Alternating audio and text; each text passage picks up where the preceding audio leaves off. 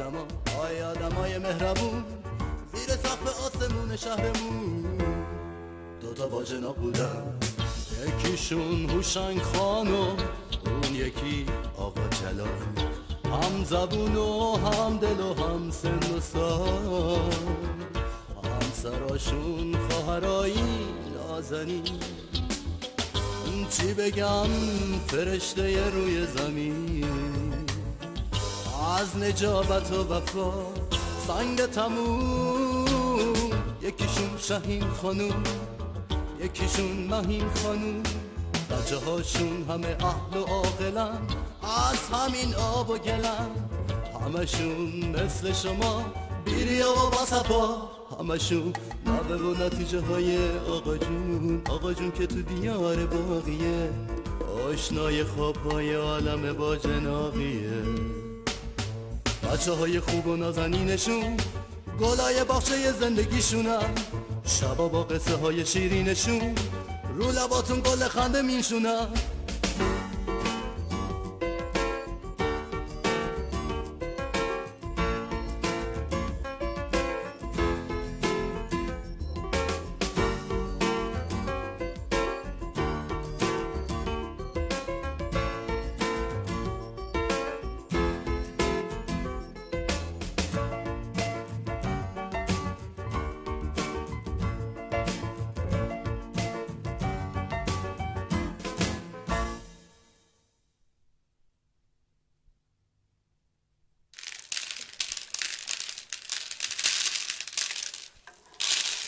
مادر جان ولی خیلی فکر خوبی کردن که پدر جانو فرستادین یه دوش بگیرن و برای اعصابشون خوبه، مخصوصا امروز چون از دنده چپ پا شده بودن دوش بگیرن آروم میشن. آره سعید جان راست داره.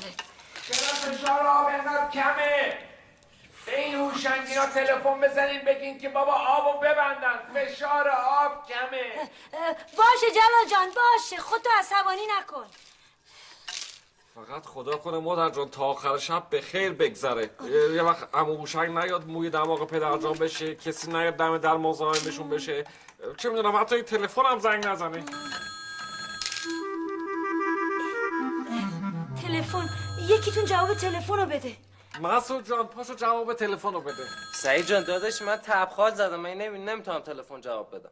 تبخال چه ربطی به جواب تلفن داره؟ بعدش هم تلفن معمولا با ما که کار نداره، هر کی زنگ میزنه معمولا با شما میخواد صحبت کنه. حالا تو گوشیو بردار، کسی با من کار داشت بگو مسعود نیست. سعید جان خودت برو جواب تلفن رو بده. چشم.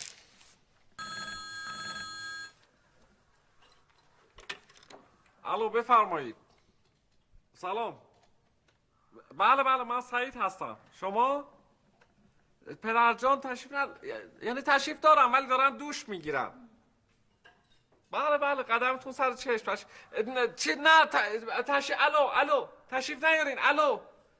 الو ای وای قطع کرد. کی بود؟ چی شد؟ ای سعید چرا خشکت زده؟ میپرسم کی بود؟ آقای قندی. آقای قندی؟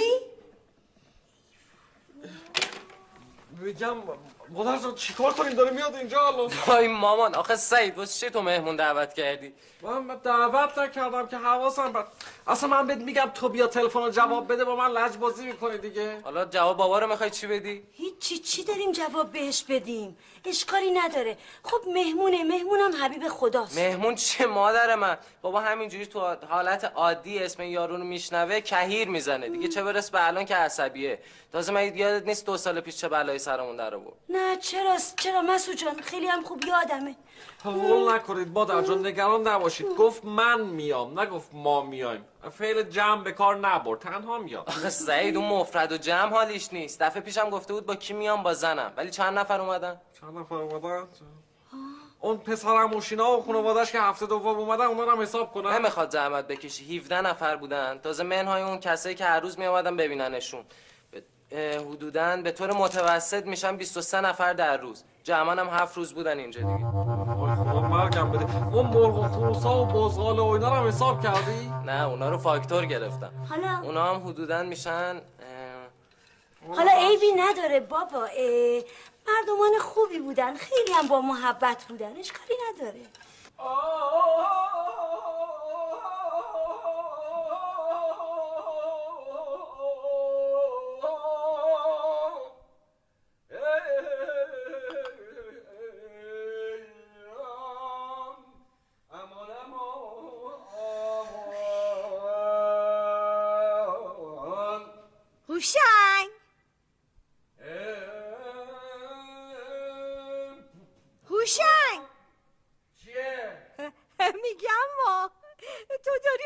آواز میخونی؟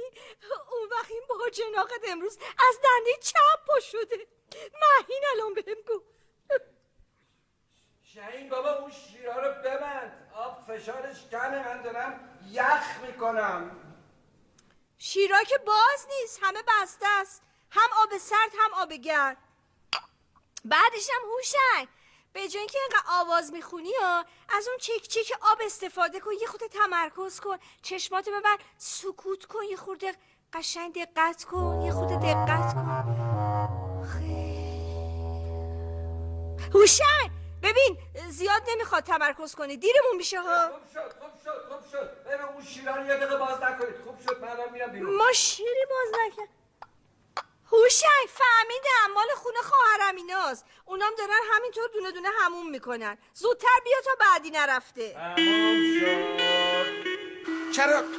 چرا همجور وایسادین دارین منو نگاه میکنین؟ چی کار باید بکنیم پدر جان؟ هیچی، این گاوی رو که زاوندین خودتون بزرگش کنین. جلال جان آخه سعید داشت به من کمک میکرد، حواسش نبود. یعنی چی حواسش نبود ها؟ پدر جان شما باید واقعا منو ببخشید. میدونید من حواسم به این نخود لوبیا بود، اصلا نفهمیدم چطوری شد کی شد که این خودشو دعوت کرد. همین دیگه، حواستون به نخود و لوبیاست، نمیتونین چجوری جواب مردمو بدین. من خانم شما چرا تلفن رو جواب ندادین ها؟ آخه من دستم بند بود. خب این بچه‌ام که دیگه بزرگ شدن. آره ولی تجربه من و شما رو که ندارن که. پدر جان اگه یه دفعه ایلو تبارش بریزن اینجا بیچارمون کرد. بله بیچارمون کردن. مسئله اینه که اینجوری نیست که بیان یه ساعت اینجا بشینن یه چایی بخورن و برن. مسئله اینه که یهو میان یک هفته لنگر میندازن و پدرمونو در میارن. سعید جان نگفت که کجاست، از کجا تلفن زد؟ نه پدر جان چیزی نگفت، ولی فکر کنم همین دور و برا باشه، چون گفت همین الان میام. یعنی تو تهرونه؟ یعنی همین دور و براست؟ یه کاری بکنین. چی کار کنیم جلال جان؟ چیز کنیم، شور کنیم، بشینیم با هم شور کنیم، نظرمونو بذاریم روی هم. شور کنیم. بیا بشین پلو من. بیا باش. فکراتونو بکنین، نظرتونو به من ابلاغ بکنین. من نظرمو بگم پدر جون، به نظر من اصلا هممون بذاریم بریم. کجا بریم؟ خب میتونیم بریم خونه شاهینینا. آره بریم خونه شاهینینا، بریم خونه هوشنگ که هوشنگ بگه اینا مهموناشونو گذاشتن در رفتن اومدن. دفعه پیشم خدا رو شکر که موقعی که آقای قندی و ایلو توارش اومدن اینجا یه هفته بودن اونا مسافرت بودن. بله حق با پدر جان. خدا رو شکر که عمو جان هوشنگ اینا مسافرت بودن، وگرنه می‌خواستن پدر جان رو دست بندازن بگن تو هم با این همشهریات. همشهری؟ حالا تو هم باز بگو همشهری. بابا جان یک مرتبه من بچه بودم با پدرم رفتیم روستای اینا، یه ذره نون و سرشیر به ما دادن، حالا همشهری شدیم و داداش شدیم. جلال جان کاش که این دفعه هم شاهینینا برن مسافرت. مسئله ما با شاید و کاشکی و اینجور چیزا حل نمیشه. پس چیکار کنیم پدر جان؟ هیچی، هول نشین، آروم باشین، هیچ جا هم نمیریم، همینجا تو خونه میمونیم. فقط باید هیچ کس نفهمه که ما تو خونه ایم. اگر هم زنگ زدن انقدر زنگ بزنن ما جواب نمیدیم، خسته میشن میرن. جلال جان زشته مردم بفهمن چی میگن. مردم چی میگن؟ زشته. مردم چی میگن؟ هوشنگ چی میگه؟ اگر این آقای قندی و ایل تبارش با گوسفند و بز و مرغ و خروس و اینا بیان اینجا، هوشنگ چی میگه؟ آره شاهینم به این جک و جونورا حساسیت داره. میگم که پرده ها رو باید ببندیم. خیالتون راحت، پرده ها رو هم میکشیم. بله درسته.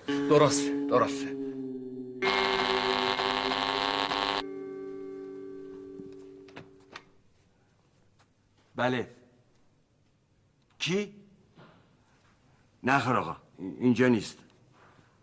عزیز من زنگ روبرویی رو بزن، زنگ بغلی. بله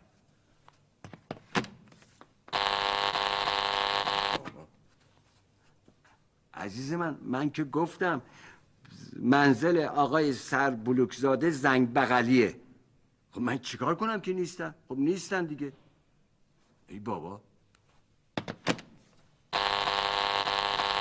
شاهین من برم ببینم این کیه، شاید مزاحم باشه.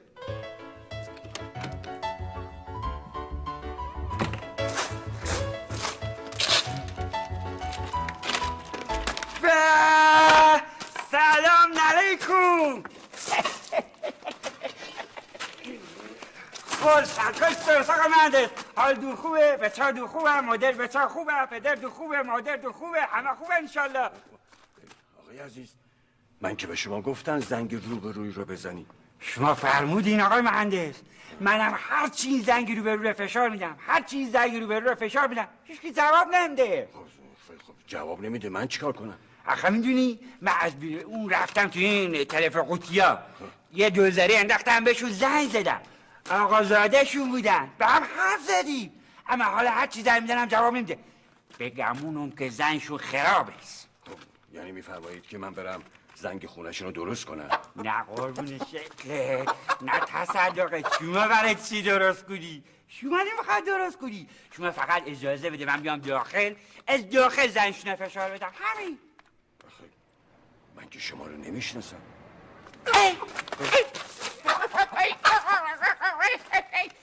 این گلومه صدا مرغ بوده، خوش شده. گلوم حلقا گلوم خوش شده. شما منو نمیشناسی؟ منو نمیشناسی؟ بابا من قندی هم دیگه. قندی سربالادهی. قندی سربالادهی همشهری آقای سرلکزاده. سربلوکزاده. سربلوکزاده آقا جلال. تو ببینم تو همشهری جلالی؟ جلال آقا جلال. یه دقیقه سربلوکزاده.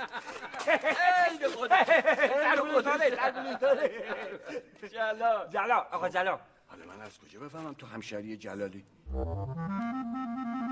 یعنی میفرمایی بنده دروغ میگم؟ یعنی تو میگوی من دروغ میگم؟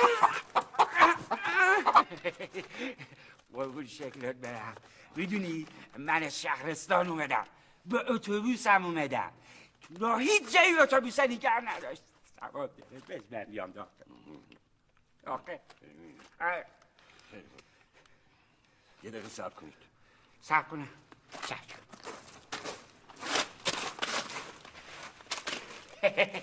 دیگه رسیدیم، صدا نداره که الان میریم خونه.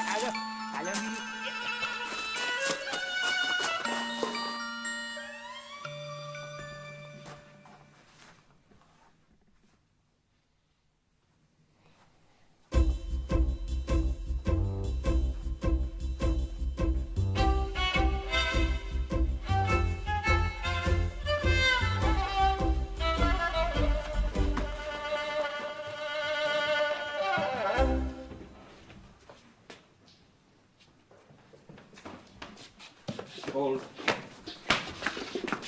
مگه من نگفتم یه دقیقه دیر سر بیا؟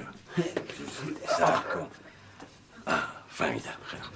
من الان میرم زنگ بزنم. برو تو. خوب دست شما زن.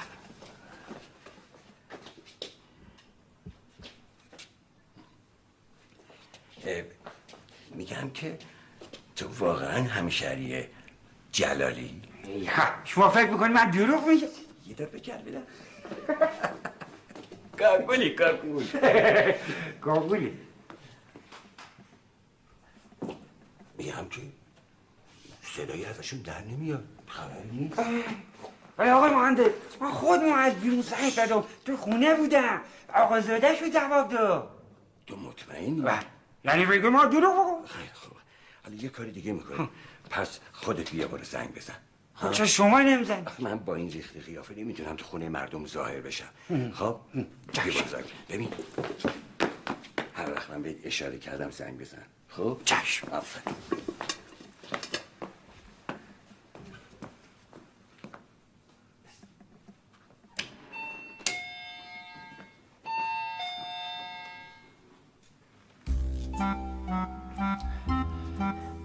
اعصابتون مسلط باشین، شلوغ نکنین، به اعصابتون مسلط باشین.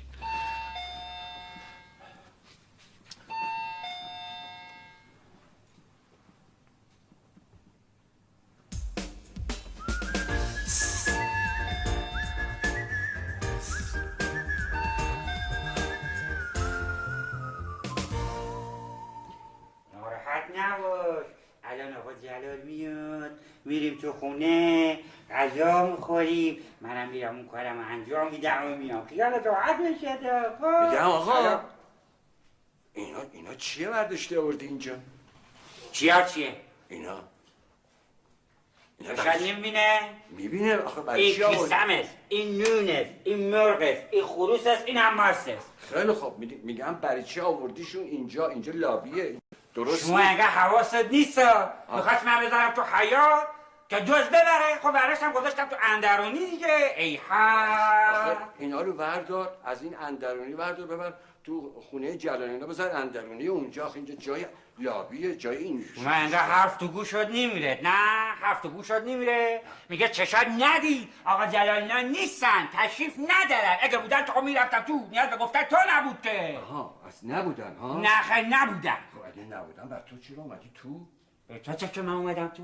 چیه؟ تو چیکاره که من اومدم تو؟ چی میگی؟ تو میگی کلانتری که من اومدم تو؟ اینجا تمومش اندرونی و بیرونیش برای آقا جلالش. به تو چه که من اومدم تو؟ دلم بخواست بیام تو؟ حالا اومدی تو؟ بله اومدم تو که اومدم تو. به تو چه که اومدم تو؟ گردن کلفتی هم میخوای بکنی؟ گردن کلفتی میکنم؟ گردن کلفتی تو برای خودت گفته که گردن کلفته. من اینجا اگه اون بومیه سلام جان روشن. سلام هم جان روشن. شما خوبه؟ خوب هستی؟ تو کجا؟ بیا مهمون نوبهار برات اومده. سلام آقای قندی، حال شما خوب است؟ سعیدو قربون شکلت برو. نگاه کن این سعید عقله بودن، عقله شده. سعید الهی قربونت برم، جیگرت برم، گل گلابو. چطوری آقا سعید؟ خودت خوبی؟ مامانت خوبه؟ بابات خوبه؟ داداشیت خوبه؟ پدر بزرگت خوبه؟ ننه بزرگت خوبه؟ سعید جون بیا. ببخشید. تو خدا اینو برشته ببر تو. الان شهید بیاد اینو ببینه اینجا میدونی عصبی میشه. آقا همونجا روشن من کلید ندارم. کلید نداری؟ من ندارم، کلیدم گم شده. نداری؟ شاید اون بالا افتاده باشه رفتم ولی پیدا نکردم. سعید تو کلید نداری؟ نمیداری؟ وای چی کار ببین. کنم حالا آقای مهندس میگه خودتو کلید نداری؟ خودتو نگه دار. ببین آقای قند نگه دار خودتو. بیا خب بیا چی؟ کجا بیام؟ بیا خونه ما. بیا بدو بیا. خونه شما؟ آره. نه بی‌ادبی میشه. من خونه شما ابدا اصلا حرفش نزده. ابدا نمیام خونه شما. آخه اونجا روشن. مراهمه بیا تو. اونجا نه بابا من مزاحمم. آقای قندی اونجا راحت نیستم. راست میگه من اونجا راحت نیستم آقای مهندس. باور کن راحت. من همینجا خودم یه کار عزیز من اینجا که نمیشه، اینجا جای این کارا نیست. بیا اینجا. شما که نمیشه. تو چی کاره که نمیشه؟ اصلا به تو چه ربطی داره که نمیشه؟ شده نشدش به من ربط داره، به تو هیچ ربطی نداره. فهمیدی؟ چیه؟ تو چی کاره؟ آقا سعید از اون وقتی که من پامو گذاشتم تو این خونه این آقا هی میگه این کارو بکن اون کارو نکن. تو چی کاره که من بکنم یا نکنم؟ تو چی کاره؟ من کی هم چی حرفی زدم؟ تو حرف نزدی؟ آقا سعیدی از اون دم در که من دیگه با چشات یه جوری من نگاه میکنه خیال کرده تو من دزدم. من این حرف زدم. اونجا روشن اجازه بدید من الان درست نه من صحبت میکنم. آقای قندی حال شما خوبه؟ ناراحت نشید. حالت خوبه؟ بابا خوبه؟ ماما خوبه؟ داداشی خوبه؟ پدر بزرگ خوبه؟ همه خوبه؟ این عمو هوشنگ آدم خیلی خوبیه. منتها میدونید چی سوء تفاهم شده نیست که این یک تفاوتی بین فرهنگ شهرنشینی و روستانشینی هست. ایشون متوجه نشدن شما مهمون ما هستین. آقا سعید من از اول بهش گفتم مهمونم. گفتم من همشهری آقا جلالم. به تو نگفتم؟ چیه؟ من به تو نگفتم من همشهری آقا جلالم. میگه نگفتم مهمونم. میگه نگفتی تو با جناقشین. گفتی یا نگفتی ها؟ گفتم. خب من گفتم به مهمونم دیگه. اونا رو حالا برای چی آوردی؟ خب اینا رو برای کادو آوردم. تو فکر کردی برای چی آوردم؟ خب آوردم. آخه من اگه دروغ میگفتم اینا رو برای چی می آوردم؟ برای چی می آوردم؟ ممکنه برای هر کسی ببری، ممکنه بیاری برای من. ای ناغلگه این داره برای سرکار میزنه دا. چیه؟ تو انگاه حالت خوب نیست؟ مغزت خرابه. میگه چیه؟ به تو چیه؟ اصلا تو چی کار داری به کار خالت میکنی؟ من هر کار دلم بخواد میکنم. فهمیدی؟ به تو هیچ ربطی نداره. هر کار دلت بخواد. اجازه بدید من الان درست میکنم. چیه آقا سعیدی اصلا فضولی میکنه تو کاری من. این تو فکر میکنی من دروغ میگم؟ به تو چیه در آورده؟ الان میشه من صحبت کنم. همونجا روشک ببینید این دوست پدر منه. یه خورده اخلاقش تونده باش سر به سر نذارید شما. خب بفهمی نفهمی یه اقدار مثل جلاله. ببین نگاه کن. گاگولی چیه؟ جلال چشه؟ من آقا جلال چشه؟ خیلی دلت بخواد مثل آقا جلال باشی قیافشو نگاه کن به خدا. آقا سعید باور میکنی من اینا رو آوردم برای مهمونی؟ آخه اینا رو که دروغ بهش من نمیدم که. باور کن ما از اونجا تو اتوبوس شستری اتوبوس بیامدم هم این چنین جهل نداشته. منم حالم خوب نیست هی به آقا میگم در بزه هی منو سرکار میذاره آخر شبیه اداره در میاره از اصول در میاری برای من. آقا جلال هم از خودمونم فرق نمیکنه، حالا اونا رو آوردیم برای ما یا برای ایشون فرق نمیکنه اصلا. حالا ای آقا لگه تو اصلا میدونی چیه؟ نو آوردم مثل برگی گل. ببین نه بوشکو خدا وکیلی بوشکو این نو ماشینیه نیستا اینجوری که دهنش نمیذارم سبکو بزنم تو ماست ببین چی میشه تو زندگی. پس برای کی آورده خیال کردی؟ برای جلال از جمع کن اینا رو. برای جلال آوردی؟ برای تو برمیدم خیال دو سبکو نه یه لقمه بزن دهنه جین و یه لقمه بزن دهنه. من میخوام برم مهمونی میترسم اشتام کوشه بعدم ببین چی تو با من لجبازی میکنه. ببین چی تو با من لجبازی به تو میگم یه لقمه بزن دهنه. اجازه بدید من الان باهاش صحبت میکنم حل میشه. عمو جان نه اجازه بدید میگم خب دیدم عمو جان میگم شما لجبازی نکنید، حالا یه لقمه اینو بخورین درست نیست دست مردم رو رد میکنین شما چیزی نمیشه. بده من ببینم بابا. هوشنگ بودو دیگه باید لباس بپوشی. آدم شاهین خانم سعید جون این گاگول چیز قندیر اینجا نگرده من باش کار دارم. خب چرا هستم بعدش نکنی برای باشی اینجا به توی شرطی نداره باشم یا نباشم. چیه؟ دوباره چشه که برای من براق کرد. خودتون صاف باشید ناراحت نشید. خودتون خوبه خیلی خوش آقا سعید شما بزنه خیلی خوشمزه باور کن محلیه بخور تو چرا همین لباس نپوشیدی؟ میخوایم بریم دیر میشه. آخه درگیر همون مزاحم بودم میگه مهمون آقا جلاله.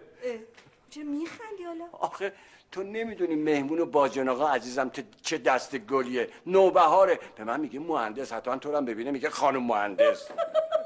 خب چه اشکال داری بریم. آخه شاهین جون تو نمیدونی چه عتیقه ایه. خیلی خوب با مهمون آقا جلاله به ما ربطی نداره. آخه جلال اینا نیستن این سعیدم بیچاره پشت در مونده. خب تعارفشون کن بیان تو زشته بده. آخه نه شاهین جون آخه میدونی بار بندیلش یه خود چیزه برداشته مرغ خروس برداشته آورده واسه جلال. مرغ خروس؟ نه بابا. خب بگو بیا تو اشکال نداره مرغ خروس میذاره پشتم. ببین حالا بیا جونم بیا ببین حال میکنه ببین کی به کی. بیا ببین دیگه تو بیا برو تو لباس عوض کن بعد بدو بذار الان من میام. میشنوی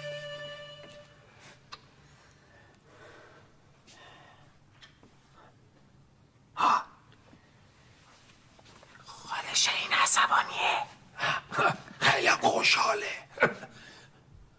نویدم تازه بهشون پیوست اینا یه روزی چوب این زرنگ بازیاشون رو میخورن. مگه چی کار دارن میکنن؟ چی کار میخواستی بکنن؟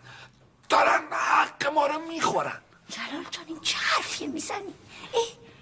باز دوباره سوار خر شیطون شدی؟ خب راست میگیم بیادر جان یه ما از نقدی و این قندی و پسراش پذیرایی کردیم با فک فامیلاش. حالا که خواسته جبران کنه اینا دورش کردن. عجب شانسی دارن ها. شانس و اقبالشون عوض میشه.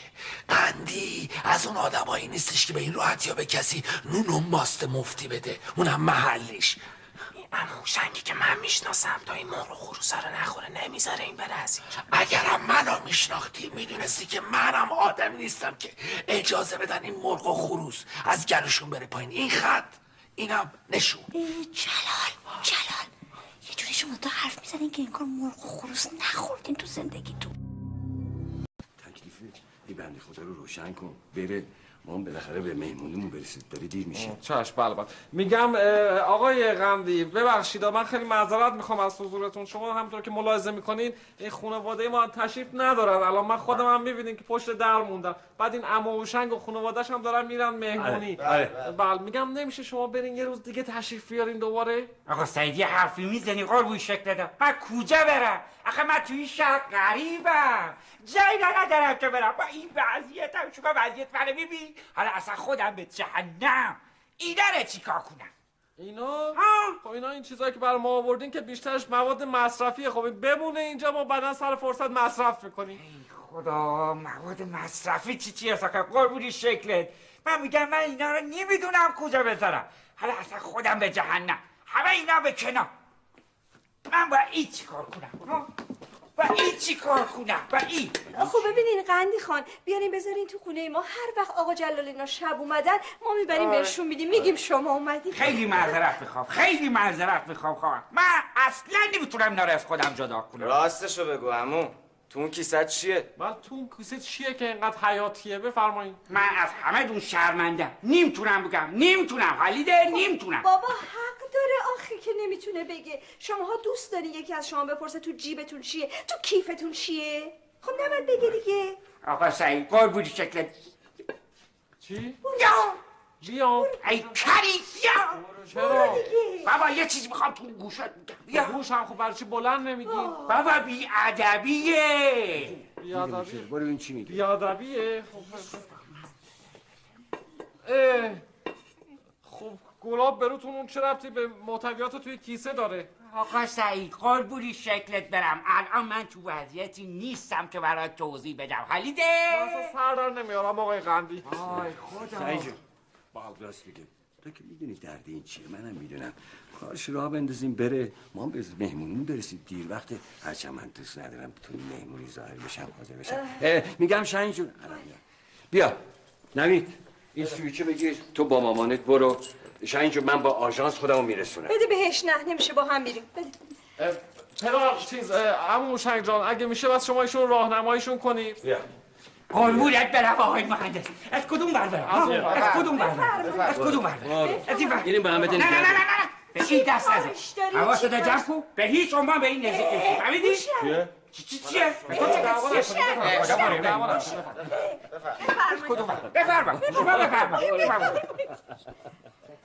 بفرما.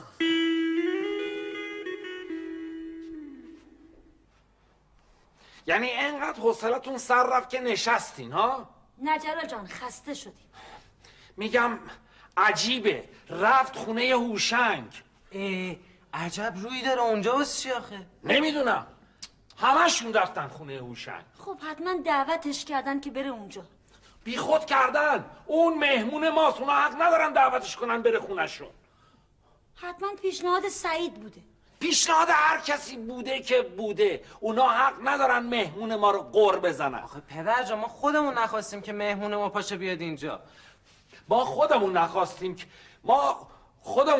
اول نخواستیم که بیاد اینجا، ولی حالا که میخوایم. خب حالا که میخوایم بگو چی کار کنیم. من نمیدونم باید چی کار کنیم، فقط باید بفهمیم که نقشه اونا چیه. جلال جان اینقدر اعصابتو خورد نکن.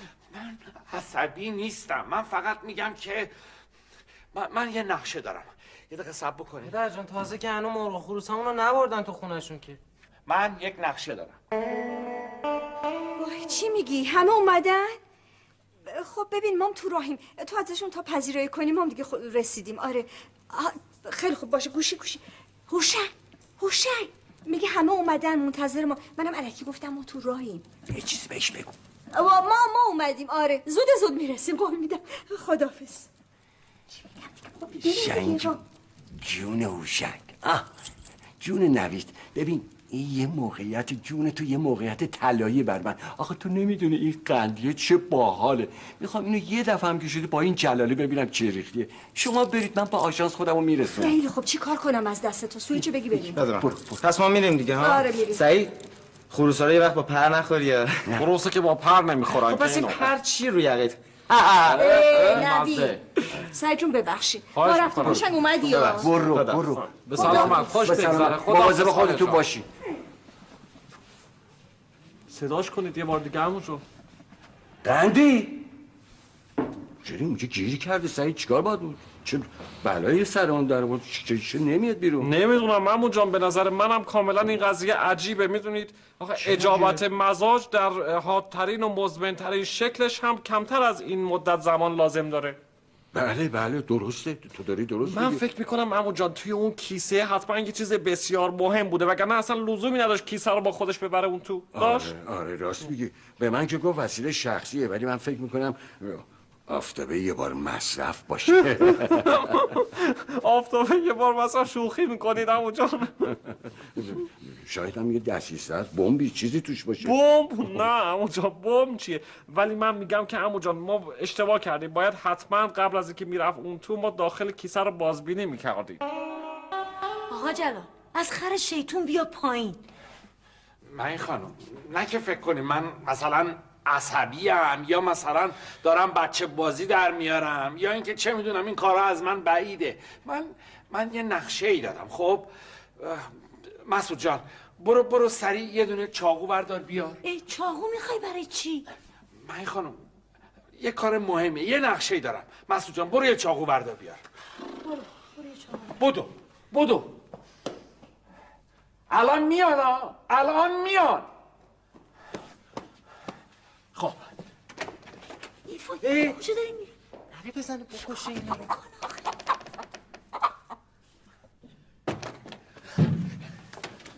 هول نشید. پای مرغ و خروسا رو واز کردم. جلال جان این چه کارایی داری میکنی؟ من خانم این خیلی قضیه مهمیه. آقای قندی مهمون ما بوده که ما در رو روشون باز نکردیم، پشت در ما موندن. اون وقت همسایه روبرویتون که اتفاقا با جناب عالیه راهشون دادن تو خونهشون و دعوتشون کردن. اشکالی داره؟ سعید میگم برو بکشیش بیرون بابا. طوری آخه عمو جان این خروسا چرا صداشون در اومده؟ خروسا دو حالت داره، یا اینکه تخم گذاشتن یا اینکه از چیزی ترسیدن. حالا اینا رو برشون داره برای تو حیاط. برو. چشم مواظب باشین عمو جان. آره نیومده که قندی بابا تو آقای مهندس من واقعا شرمنده.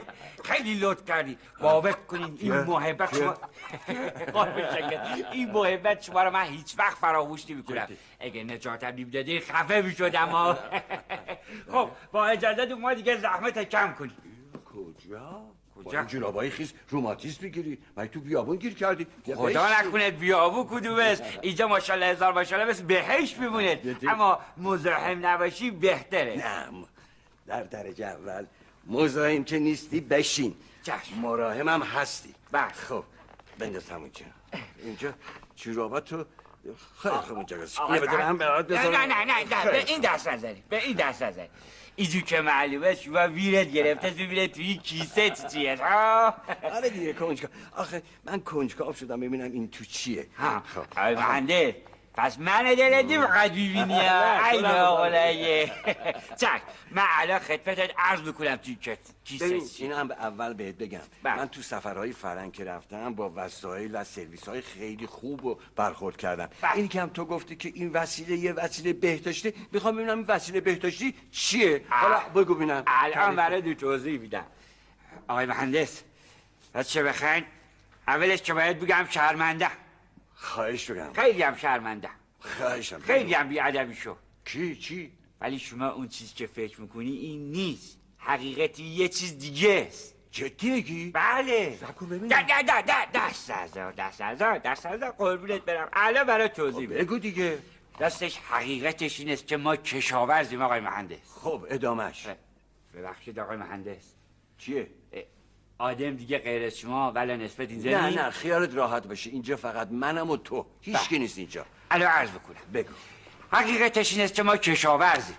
گندم میکاریم. خب الان گندم هم میکاریم چجور؟ یعنی ما 2-3 سال دیگه لازم نیست گندم از اون بیاریم. خودمون خودکفا شدیم گندم میکاریم چجور؟ خب الحمدلله. آقا ما تو قربونت برم دست به این نزده. خب من دارم برای توضیح میدم دیگه.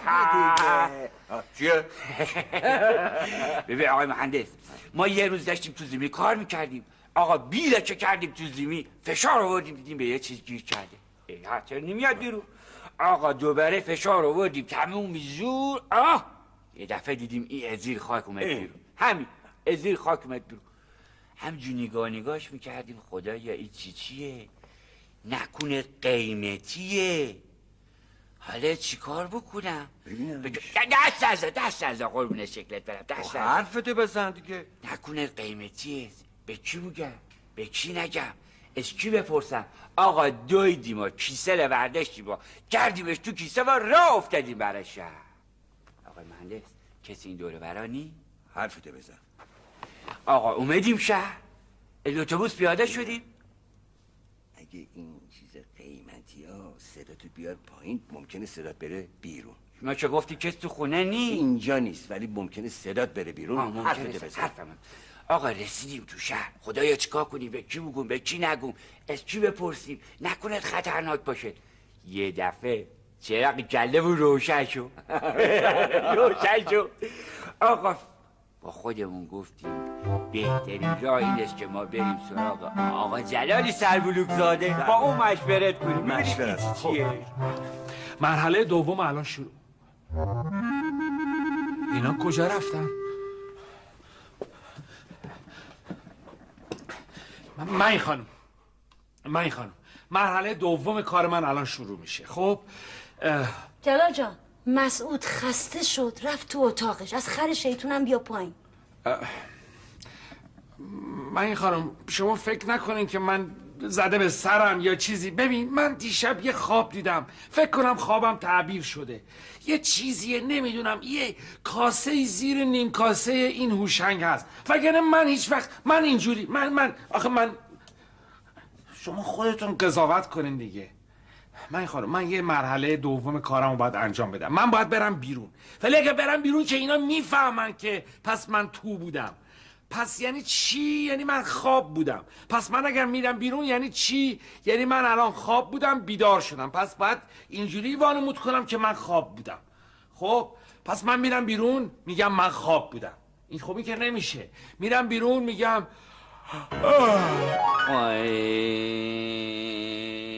کوچه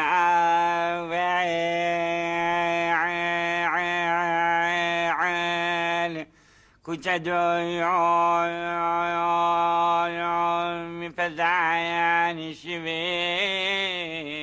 بالا.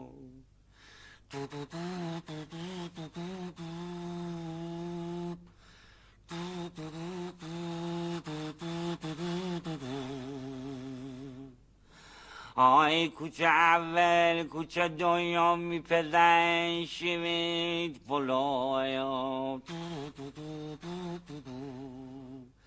فلانی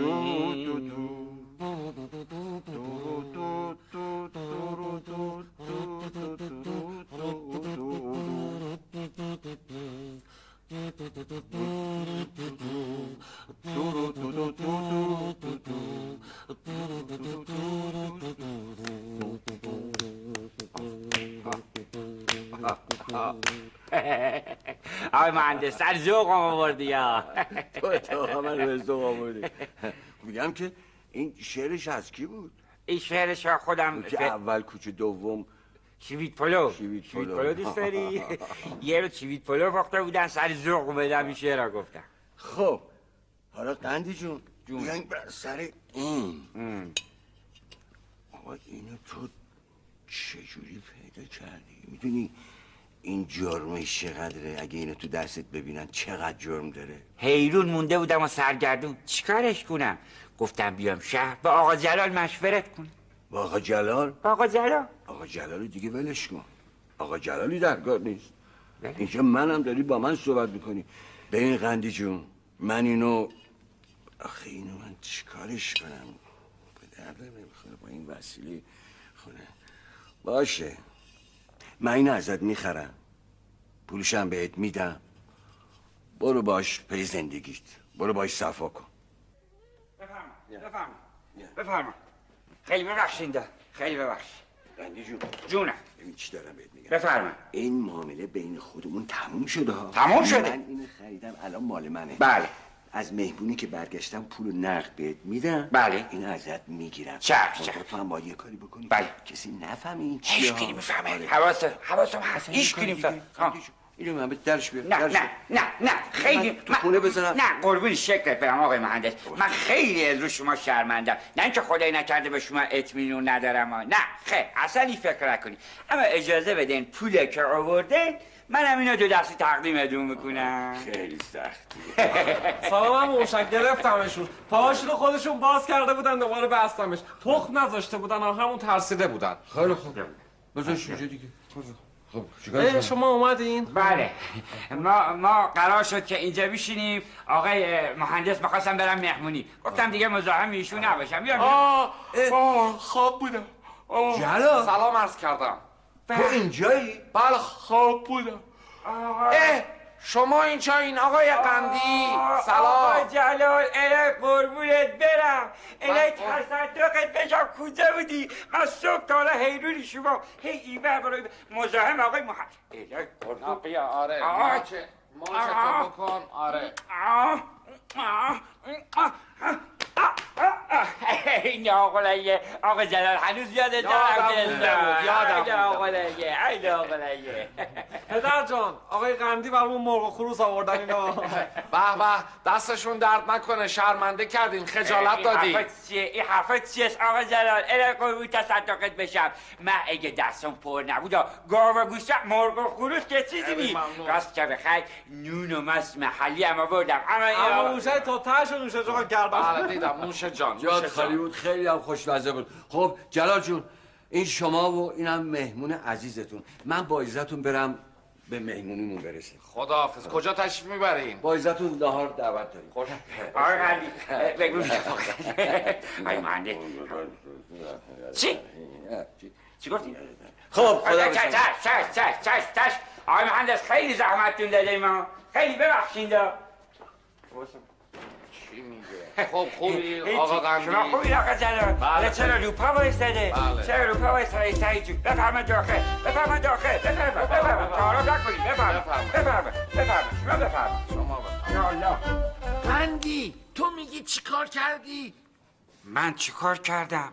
من کار نکردم آقای شکلدون. من اینا به آقای مهندس فروختم، همین، کار نکردم. قندی این چیزا فروختنی نیست، این چیزا خریدنی نیست. این آثار تاریخی، این مال همه است، این متعلق به همه است. درست میگین، این متعلق به همه است. بله متعلق به همه است؟ یعنی چی آقا جلال؟ یعنی چی متعلق به همه است؟ یعنی این که این نه مال هوشنگه، نه مال توه، نه مال منه، نه مال هیچ کس، مال همه است. آره این مال همه است، بعد بره تو موزه. بله بعد بره تو موزه. پدر جان واقعا ولی این جملتون حکیمانه بود، این مال همه است. آقا جلال این مال همه است، عتیقه است؟ بله به قیمتش هم شاید چند میلیون باشه. چند میلیون؟ ای ما 150,000 تومن به این بابا میگم. حالا ما چیکار کنیم؟ من به این مهندس بیچاره قول دادم، این بیچاره من صبح نجات هم داد، من بهش این رفته پول جور کنه بیارت من بهش بفروشم. حالا من بگو چیکار کنم؟ ای قندی جان تو کاری به این کارا نداشته باش، تو برو پولتو ازش بگیر، برو. پولم ازش بگیرم برم کجا برم؟ ببین تو کاری میگم به این کارا نداشته باش، من درستش میکنم. تو هم سعید جان برو به اداره مربوطه زنگ بزن بیان تحویل بگیرم برن. چشم پدر آقا جان. جلال نفهمیدم، انگار یک کاسه زیر نیم کاسه هست. نه از این کاسه ها، از اون کاسه ها زیر نیم کاسه هست. نفهمیدم. شما صبح انگار سرقرما تو هم بود، حالا چطور شده یه دفعه بشار شده، میخنده، سردماغ شده، کیف شده؟ خانومی چطور شده؟ های سردماغ شد. از دنده چپ پا شده بودم، اما تو رو دیدم سر حال اومدم. قربونت به میگم آقا جلال، میخوام یه سوال فنی ازت بپرسم. میخوام ببینم که اینجا مثل ولایت ما شما با جناقا با هم سر به سر میکنید؟ فهمیدی پس موضوع چیه؟ سر به سر من و هوشنگه. میگم میدونی ما تو ولایتمون به با جناق چی میگون؟ چی میگی؟ شما هم نمیدونی؟ شما هم نمیدونی آقا سعید؟ ما میگویم با جناق فامیل نیمشه، کلنگم ترکتور نیمشه. چی شد آقا سعید؟ با جناق فامیل نیمشه، کلنگم ترکتور نیمشه.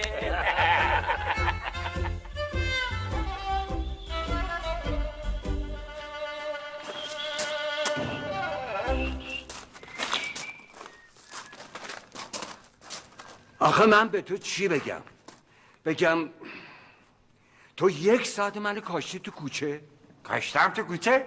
خب کار من کاشتن از قربون شکلت دیگه. من چه گفتم؟ از اولش گفتم به شما من چش آوردم.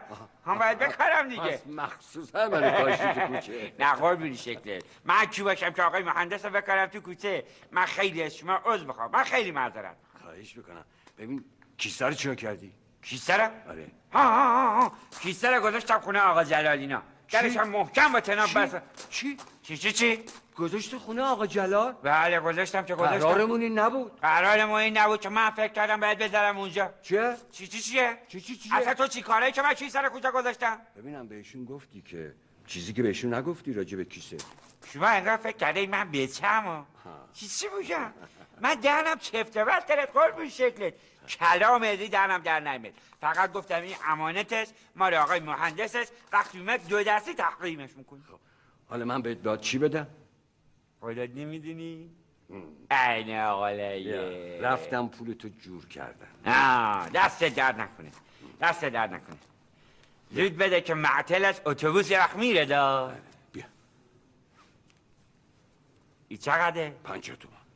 50 تومن؟ آره دیگه. 50 تومن؟ آره. مرد حسابی تو این همه و خودت به قول خودت معطل شده رفته 50 تومن بر من آورده. میگه ما با هم حرف نزده. اونو به من بده. چیز داد میکشی؟ بیا اینو. بیا. این چقدره؟ 100 تومن. 100 تومن؟ 100 تومن؟ این همه راه رفته یه اومده 100 تومن پول بس من آورده. مرد حسابی میگه ما با هم حرف نزدیم. عجب مکافات می‌دادیم ما. قرار بود 150 تومن پول به من. بیا اینم 100 چه داد میکشی؟ اینم 150 تومن.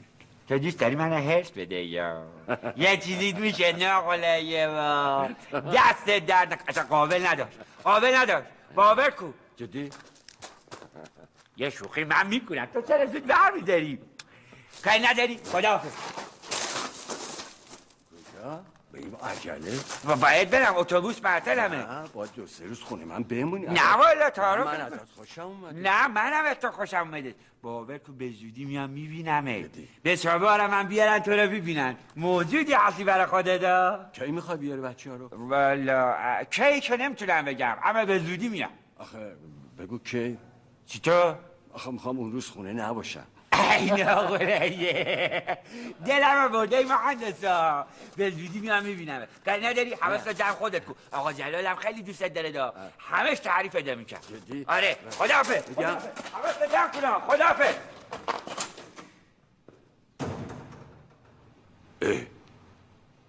چه با عجله؟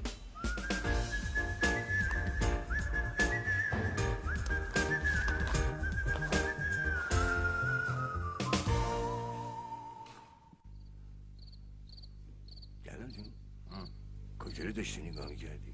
ماه و ستاره ها رو. میگم جلال جون من بالاخره نفهمیدم 150 تومنی که من دادم به فامیلت رفت تکلیفش چی شد؟ خب من که اون 150 تومن رو بهت دادم.